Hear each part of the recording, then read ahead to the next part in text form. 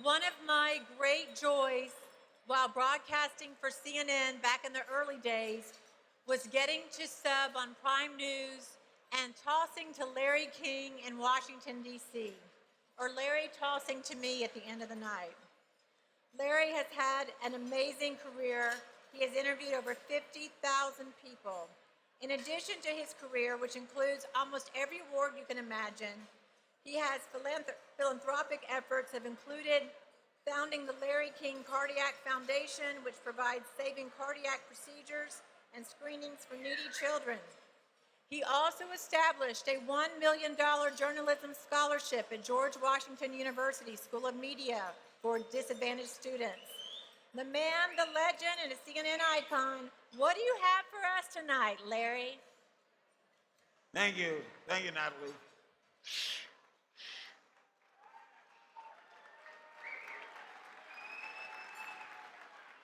Thank you. It's very hard. I've had a lot of experience with this. It's very hard to follow an auction. We've had a wonderful auctioneer and a wonderful evening, and I get a chance to talk to a great lady who, by the way, is a dame of the British Empire. And like the song goes, there is nothing like a dame. So I'm very happy to welcome you here and to honor you tonight. I will start with an obvious question. I grew up with a bunch of guys in Brooklyn, New York. Not one of them said, I would like to spend my life with chimpanzees. Why do you do this? Well, I actually didn't have a dream of living with chimpanzees, but I had a dream of going to Africa because truly I fell in love with Tarzan. And what did he Tarzan, do? Johnny Weissmuller. No, this is long before Johnny Weissmuller. And I fell in love with the book, The Tarzan. book. And Edgar Rice Burroughs. right. And that wretched man married the wrong Jane. But this actually brings something interesting to think about because, you know, in those days there wasn't any television when I was a child, when I was 10. Me too. So we used our imagination. My mother saved up, we had so little money, and took me to one of the early Johnny Weissmuller films. And after about 10 minutes, I burst into tears. She had to take me out. She said, what's the matter? And I said, but that wasn't Tarzan. I had my imagined Tarzan. It wasn't Johnny Weissmuller. But he was an Olympic champion, and he could do all those jumps and jump off trees with cheetah. And Tarzan, the real Tarzan in the book, didn't have a chimp. He didn't have a chimpanzee. Cheetah was imagined by TV. You like the fact that they added cheetah? No, because we try not to use chimpanzees in entertainment, because it means taking the infants from their mothers and training them and... You carry this around with you, right? Yeah. Why? Well, he's known as Mr. H, and he's very famous. And 29 years ago, he was given to me for my birthday by a man called Gary Horn. Gary Horn went blind when he was 21 in the US Marines. And he decided for some strange reason to become a magician. And everybody said, but Gary, you can't be a good magician if you're blind. He said, well, I can try. The children don't know he's blind. And at the end, he'll tell them, you know, if things go wrong in your life, never give up. There's always a way forward. He does scuba diving, skydiving. Can you imagine leaping into blackness? And he thought he was giving me a stuffed chimpanzee, and I made him hold the tail. Gary, chimps don't have tails. He said, well, take him where you go, and you know my spirit's with you. So he is my symbol for this indomitable human spirit, the people who tackle insurmountable problems and won't give up. What, doctor, fascinates you about chimps?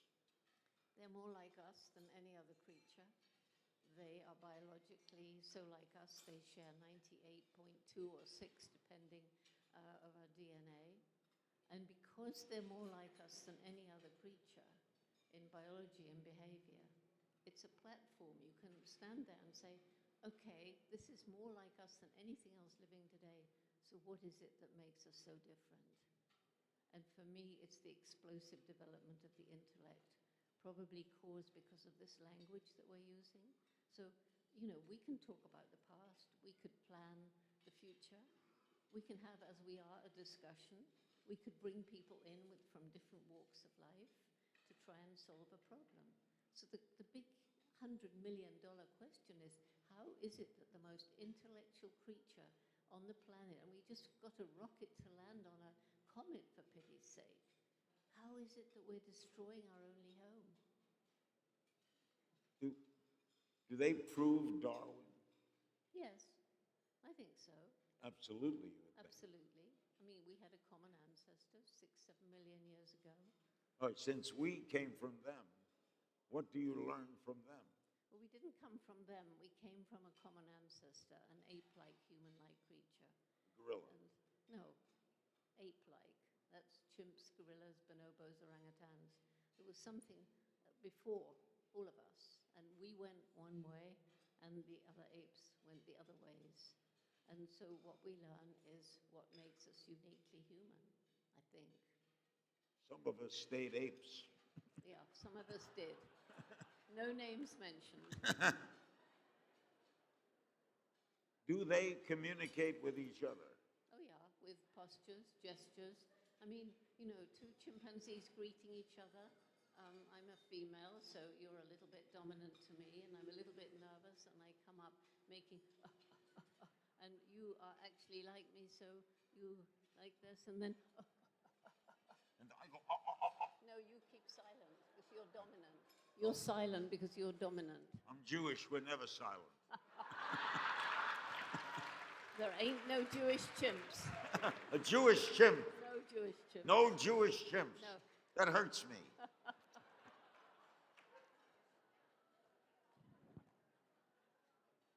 Do they mate for life, or No. do they fool No. around? A female can be mated by all the males in her community. And some What? females... Say that again. One female can be mated by all the males of her community. And some females are way more attractive sexually than others. Really? Yes. Can you spot this? Can you tell when they're attracted to each other? Oh, yeah, it's pretty obvious.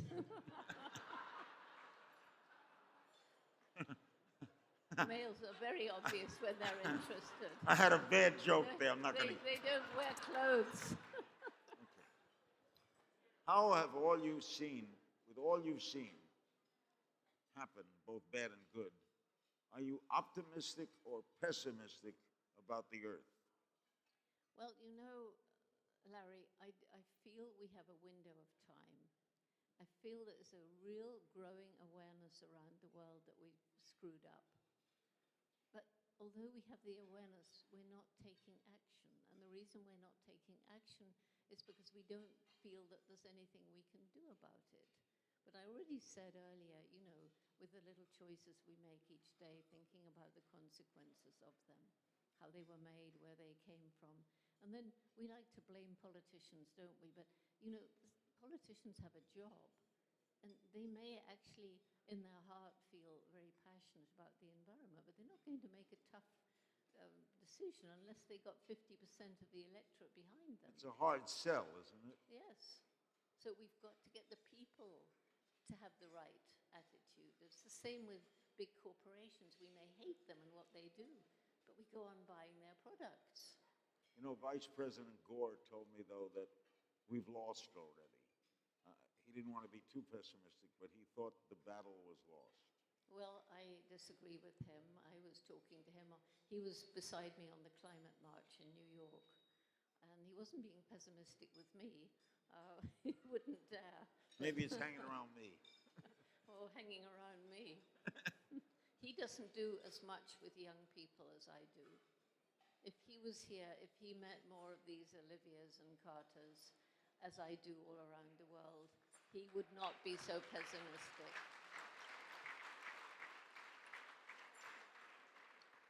But we need more Ted Turners, right?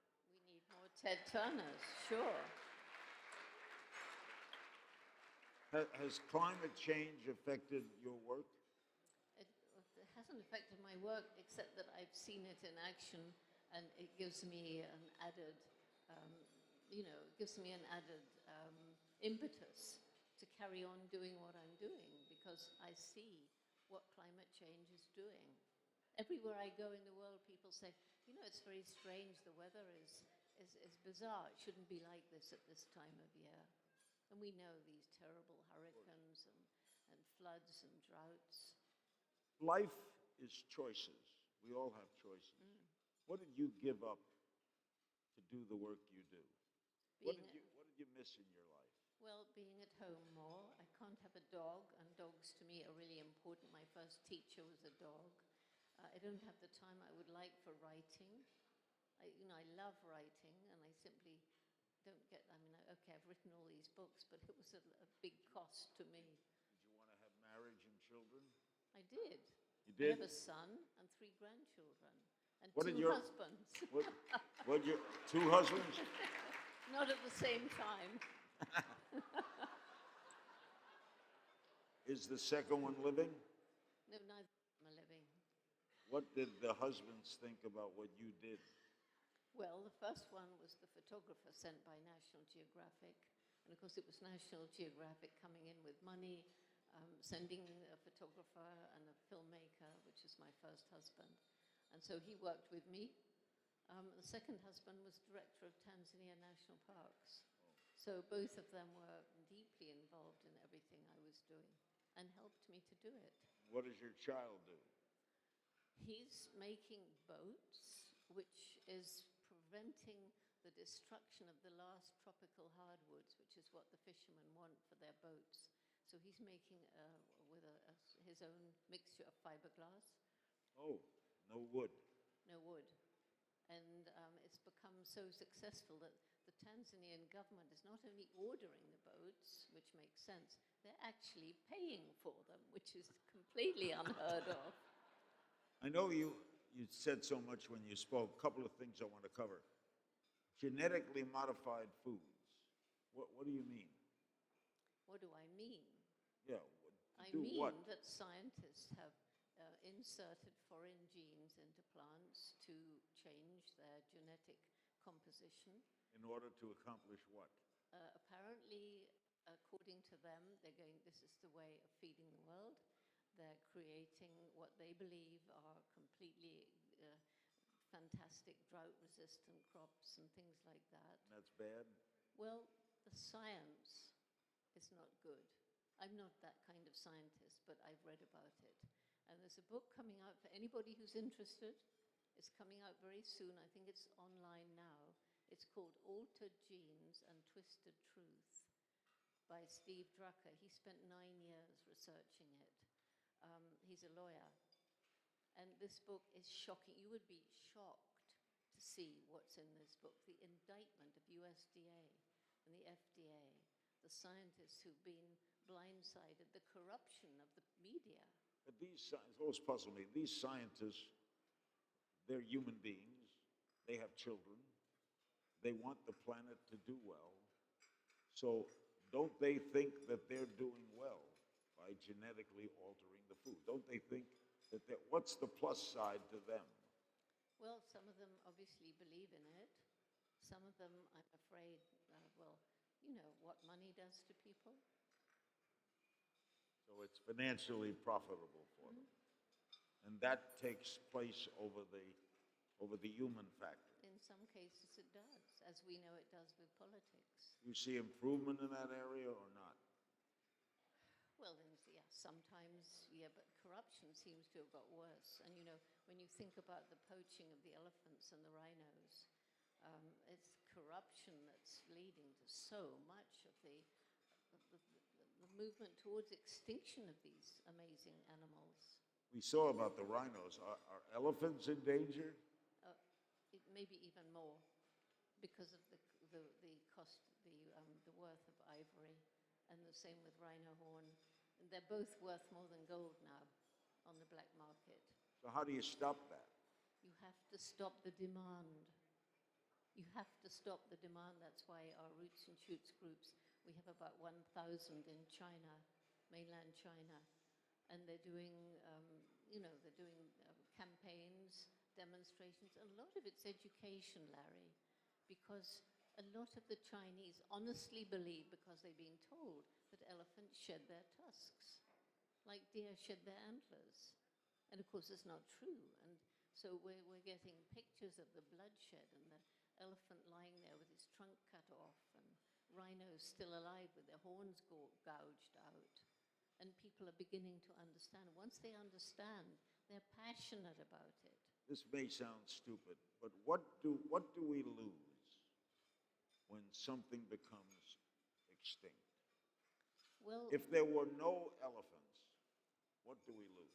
what do you think your great-grandchildren would say if they looked back at the picture books and said, how did they allow this to happen? How did these incredible creatures, these majestic beings that can live for 70 years or more, who have these amazing brains, who have these close relationships with each other? And it's something that it's part of the planet. It's part of the amazing spectrum of evolution.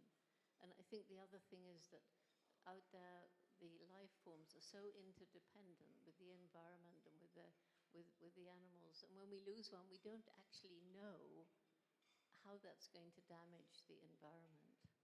A couple of other things. Do you like zoos? I hate some zoos.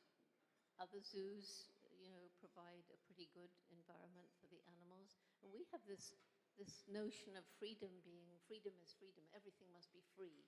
But actually, if I take the chimps in so many parts of their range where they're not in a really protected area, they're being caught in snares, they're being shot for bushmeat, their forests are being cut down, their lives are terrible.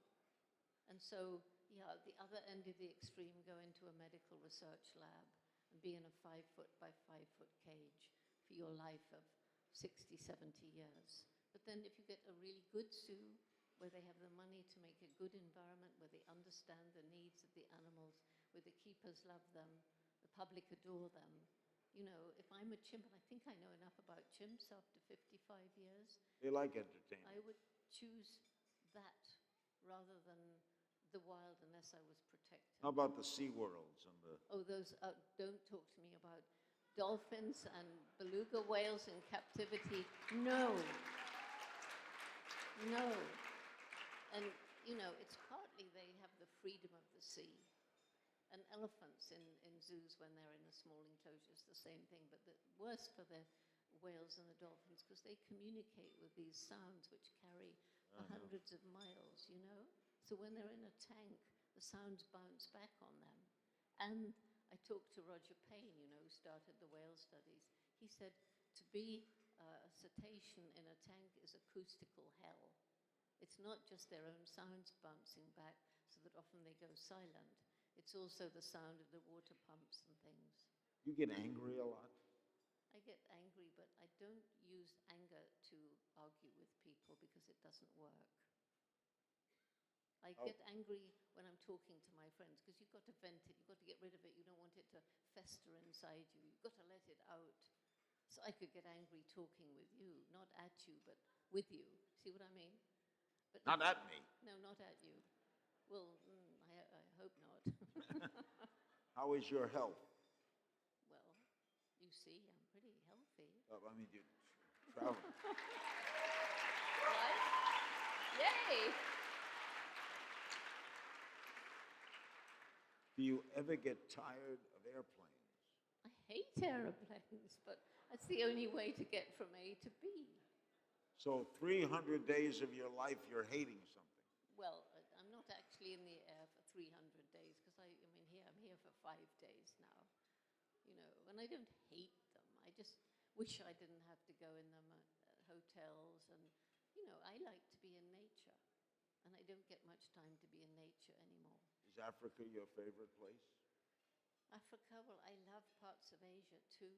And places I've been in Latin America, in the forest there, in the Amazon. Beautiful. I love nature. What's your favorite place in the United States? Well, I love Nebraska, where I go to watch the sandhill cranes migrate. I love being on the Everglades. I love that too. I love being out. I've been to Alaska with the bears. I just love nature, you know. You love life. I love life. You're a great lady. Let's hear it for Dr. Jamie.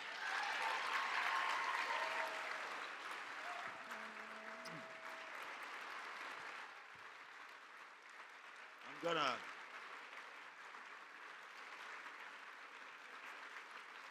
say her something.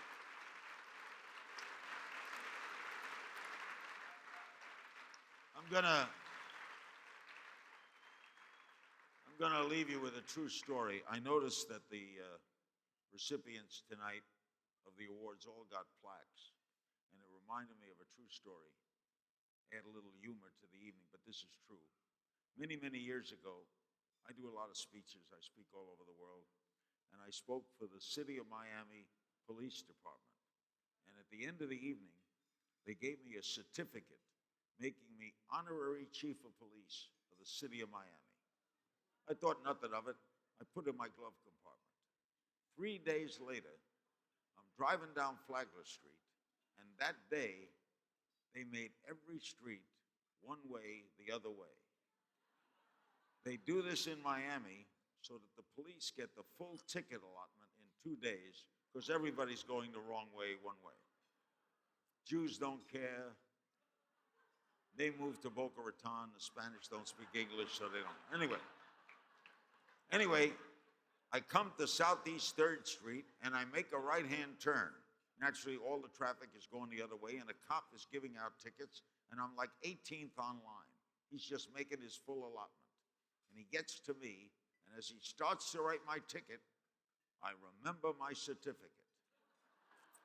I take out the certificate. I don't want to be gauche.